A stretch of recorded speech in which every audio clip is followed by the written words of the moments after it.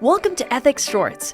Whether you're a seasoned professional, a student embarking on your counseling journey, or simply curious about the ethical dimensions of mental health, this podcast is for you. Our hosts will unravel ethical quandaries, explore real-life scenarios, and discover the gray areas that shape our profession. This podcast is sponsored by the Arkansas Counseling Association. The views expressed in the content belong to the content creators and not the organization, its affiliates, or employees. Let's talk about ethics.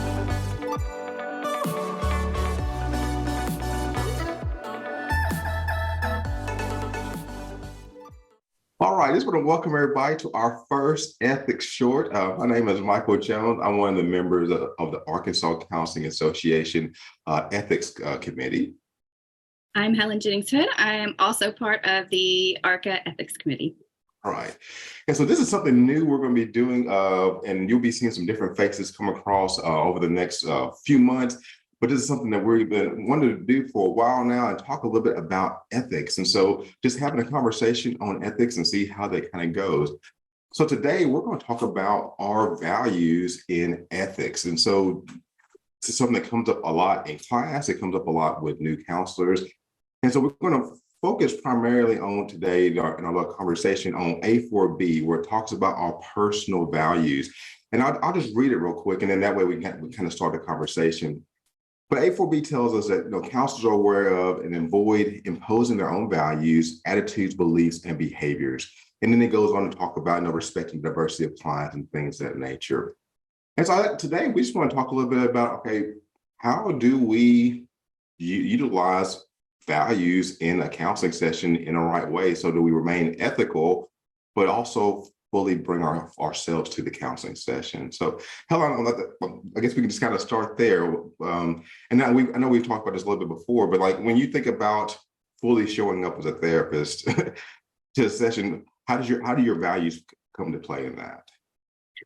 Well, I think really the first thing I think of, and this is part of the reason we started having these conversations, is that idea of personal values of the clinician not having a place in the counseling space, that we're supposed to kind of leave our own values at the door and, make sure that we're not impressing our values upon our clients. And I think that that's a big ask. How do we leave a piece of ourselves outside of the clinical door? And two, thinking about like part of our values is why we are counselors. And, you mentioned that it informs the way you work with your clients. And so I think, seeing it less of a black and white, like I don't have a space for my values personally in the clinical space. I have to leave those out. I have to, take away this part of me. And more of a gray, like valuing our own values and recognizing them, but also being careful not to overstep. Yeah, and I think, especially with seeing newer therapists, there's just we almost put a fear in them when we talk about values, and we're really big on, okay, don't impose. And I get the purpose behind it, because we want our clients, to be able to have freedom of choice and be able to have freedom of what they're thinking, all those things like that. But we almost have therapists running scared because they don't know what to do with their values and basically be able to utilize them in a way that's going to actually help the client out in some sort of way. And so to me, this has always been an interesting topic to me, because like I said, I don't know how to leave my values out of the room, because it does inform how I treat people. So to me, that's always been an interesting topic to kind of think about, is because to me, it's like we have to bring that to the table. For me, one of my values is that that I believe everybody has good in them, and that people are that people really do seek health. I think to me that's a good value. So my thing is like, why not look for that in a person? So to me, that's one way I kind of look at values in the counseling situation. Yeah, and it sounds like kind of like leveraging our values for the benefit of the client instead of like ignoring them or pushing them down or pretending like they aren't there. And, oftentimes we work with clients to identify their core values and, teach them how to leverage their own values, for their decision making, for how they move through the world, how they react to things. So I think maybe it would be very useful for clinicians to think about it that way as well, like really getting to know and being familiar with your own values so that you can pay attention to where they're coming up in the counseling space. Mm-hmm.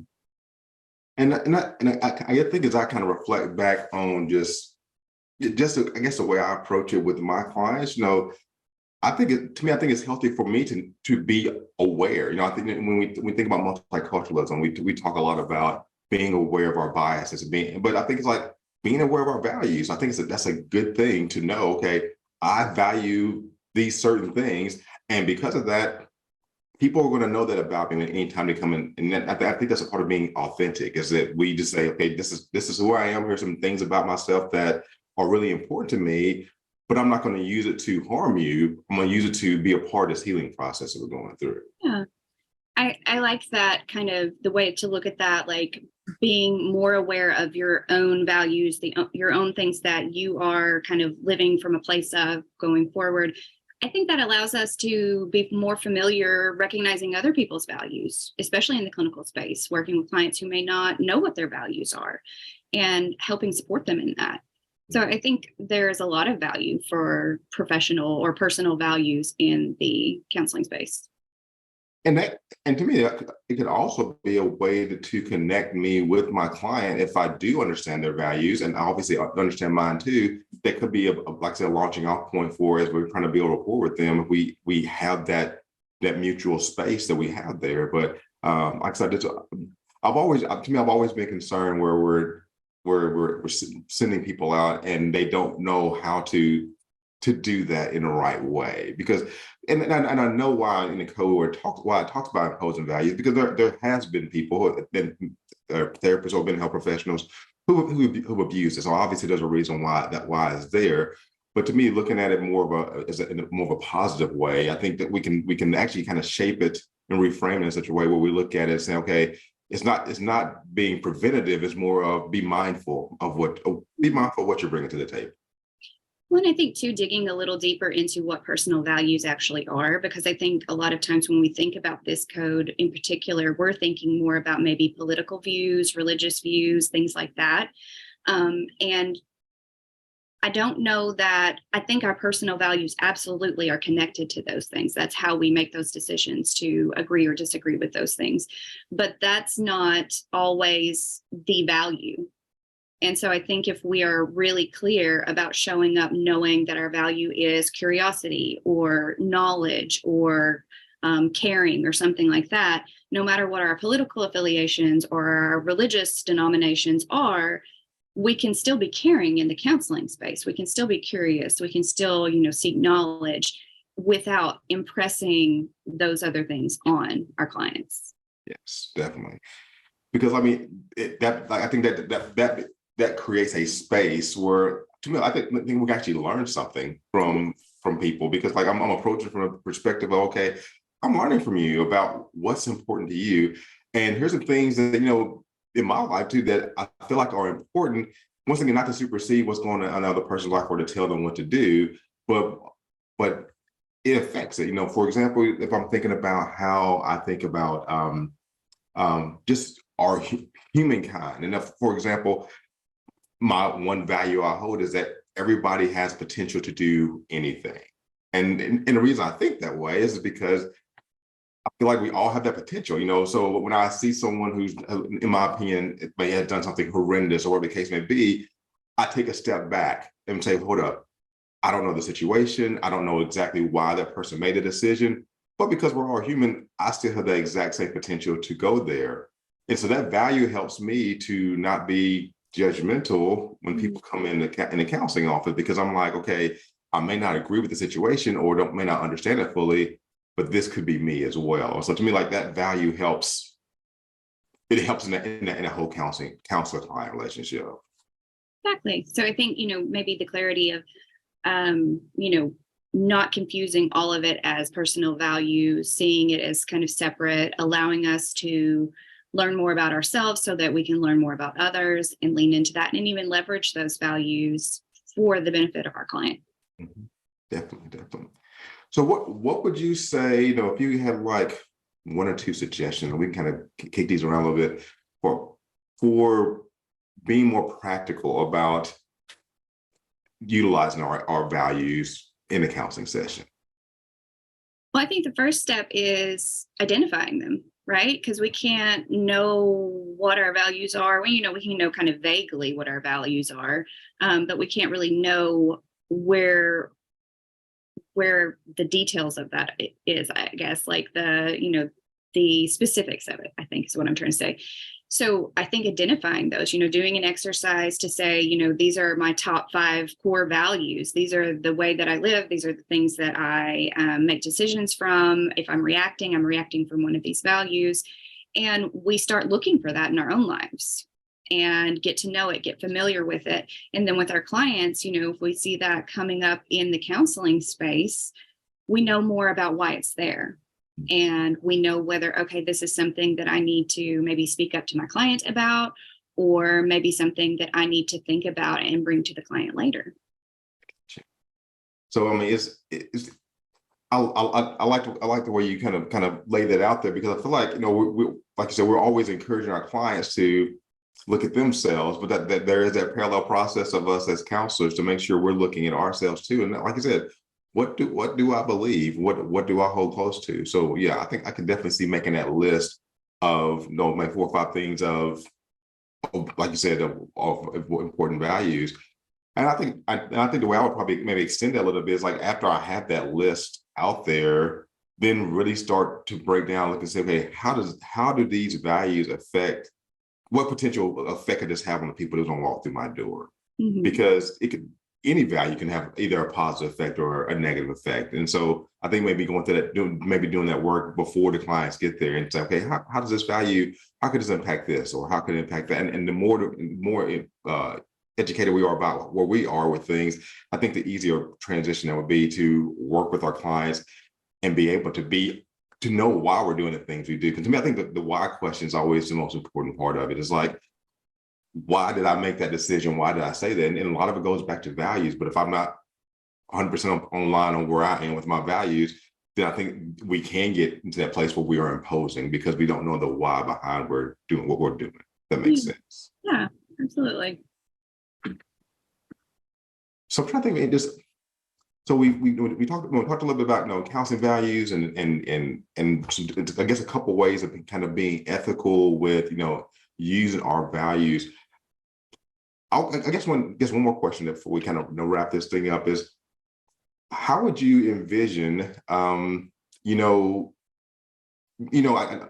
guess I know peer supervision is one way of kind of maybe of doing that, but what maybe could be some other ways of being able to kind of check your values before you implement it? Like, just doing it by myself may not be enough if I'm doing that little inventory. So what's maybe some practical ways we could do that too, or we are like checking to make sure that our values aren't really being imposed, but also getting some outside counsel on that too, if that makes sense. Yeah, absolutely. Well, I think, working with a supervisor or someone that you're consulting with, or even like peer counselors around you, people that you're friends with, and having conversations about values, it's really interesting to hear people's top values and to learn about them. And, it's funny how you learn things about people, about their values, and then you start to see it in their lives and see how they're making decisions. But I think, self-checking is also a big thing because, making decisions or the way that you're working, your theoretical orientation, it should line up with your values. And if it's not lining up with your values, then, you need to do something about that. You need to look at, is there a way to grow? Is there something that I need to look at? Because our values are part of who we are. They're just kind of how we're made. We're not going to often switch a lot of those top values. They may move in importance, but they're not going to, completely go off the list often. And so I think that, just keeping up with yourself, talking to people about it, learning about other people like you would your clients, but also in that space where you have that ability to grow as well. And that allows people to have that knowledge about you and call you out if you're not doing the right thing. Yeah. And that's, as much as we've talked about this before, I've never really have kind of made that connection that our values align with our theoretical orientation, or at least it should. And that's a neat way to think about it too, because you're right. If my values, if those are really the things that are important to me, it's going to come out, like you said, theoretical orientation wise. It's going to come out in every aspect of my counseling. So yeah, making sure we know what that looks like is going to be important, because I guess, at least for me, what I'm pulling from all this is that our values definitely equals to who we are, and who we are. You can't hide it. It's going to be there regardless. And so I like that. One suggestion I would have if people are interested in learning more about their values is there is the VIA Institute. You can just Google VIA Institute, and they have a core values survey that you can take, and they have, I think it's called character strengths, but it's values, and they list them from 1 to 24, and it tells you what your top ones are. It tells you, how they're ranked for you. And you can use it with clients a lot of times to see how you can work with the strengths that they have, the top values, to work on the things that are hard for them, or the bottom values. And so that's really empowering for clients. And I think it's a really good tool for clinicians as well. All right, I haven't heard it before, so I'm excited. I'll make sure I add that link here as well, so people can do that. So this has been fun. I enjoyed it. So we'll be talking about ethics. You'll be seeing a lot more of this going on, hopefully over the next few months. If you do have any questions or feedback or ethics questions you want us to tackle, please send them in. I'll put the email here on the video, so you'll be able to do that. But I'm thankful that Helen's here with me today. I'm glad to be here, and just looking forward to more of these little ethics shorts where we'll just talk about ethics and kind of see where it goes. Hope y'all have a good day.